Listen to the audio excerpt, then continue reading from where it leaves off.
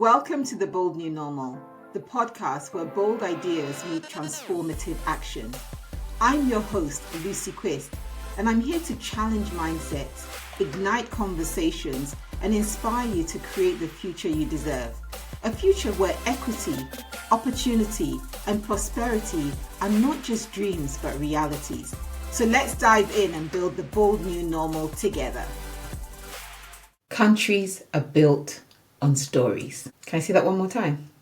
Countries are built on stories. That's what we're going to get into today. Now let's play a little game to start with. And if you can close your eyes while we play this little game, fine. But if you're in a place where you can't, don't bother. Just listen to me and play along anyway. I am going to mention some country names very intentionally with gaps in between. And for each country, I want you to think about 3 things that come to mind.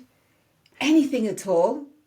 Not just a place, a thing, or a person, but any information, any fact about that story. But most importantly, any fact about the country, but most importantly, your impression, 3 top impressions you have about the country. Just make a mental note of that. So let's, you ready? Let's go. Ghana.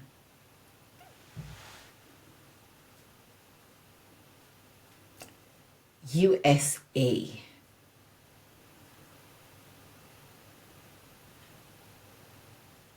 Singapore.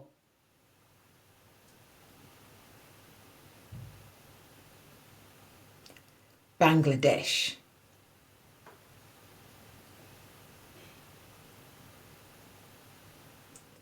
South Africa.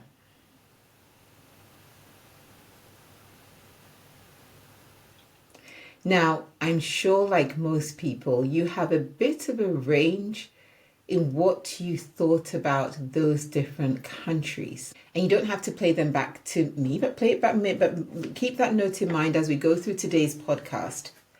Because I, like you, have impressions of places, countries, people. But do we ever stop to ask ourselves where we got those impressions from? The things you thought about those countries, as I mentioned their names, if you pause for a moment and think, well, why did I think that about Ghana? And why did I think that about USA?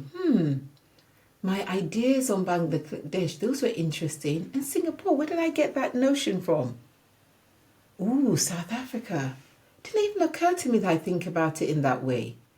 But the bottom line is that you have some thoughts and you have ideas. And whether you've been to these countries or not, just because you know the names and maybe you know where they are, you have heard various things about them. And the things you hear that informed those impressions that you have, good or bad, are stories. And not every story is a long, detailed narrative that we'd hear when we were children, but we build our impressions on stories.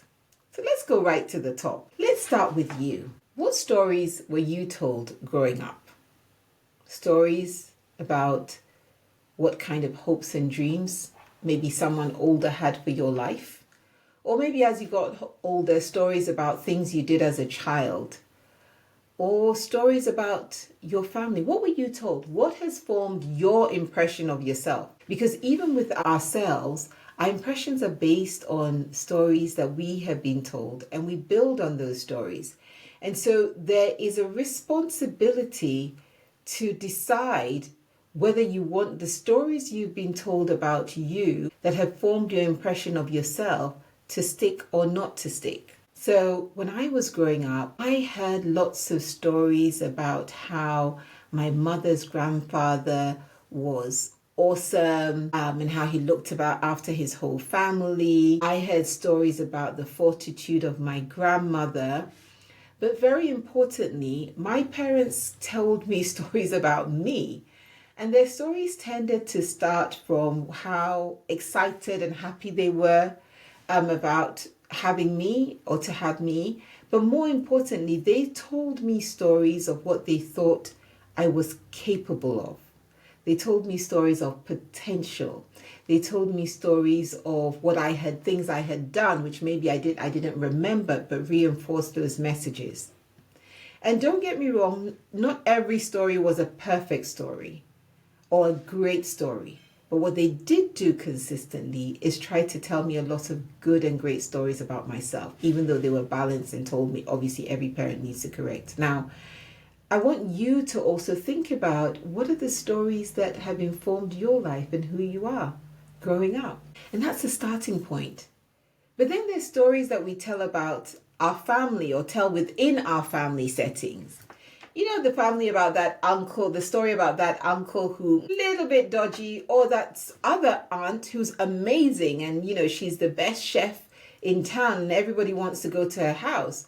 Or that other uncle who has had an amazing career in all the places that he's going to go to in life or he has been to. Think about the stories that are told within your family, within your community, which build on family stories to form communal stories. And ask yourself, challenge yourself and say, well, how do these stories really reposition my impression of where we can go as a community, as a family, what we can achieve? Because it's so important that we have stories that create beliefs in us, right? We talk about aspiration and inspiration from others. The inspiration we take from these stories can create aspiration, but equally, if they're not good stories, it could have the opposite detrimental effect.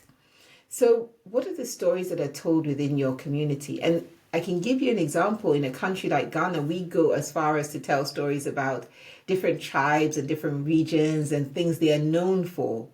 But I encourage everybody to take stories in ways that allow for challenge, allow for critique, allow for further investigation, especially when it's not your lived experience and it's someone else's lived experience that you're learning from. Then your question is, what do I want to learn from this story? So as many of you will be aware, in the context of Ashanti land, for instance, the stories told about, Ya Asantewa and how amazing she was. And every time you meet an Ashanti girl, and if you're listening and you're not watching, I just waved because my father is Ashanti. But every time you hear stories of an Ashanti girl, you get told about that, when you hear someone who has fortitude, then it's a hearkening back to Ya Asantewa, or you talk about across Africa, and people talk about the people who in their countries were the independence fighters and so on.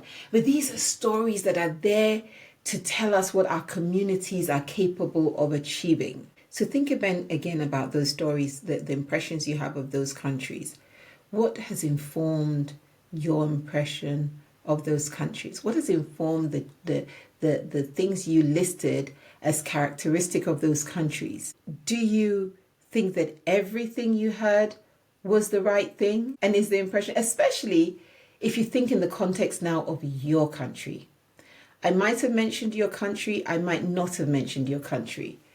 But pause for a moment and think about your country. Think about what you think, what comes to mind. And I'm not talking about just the homely stuff.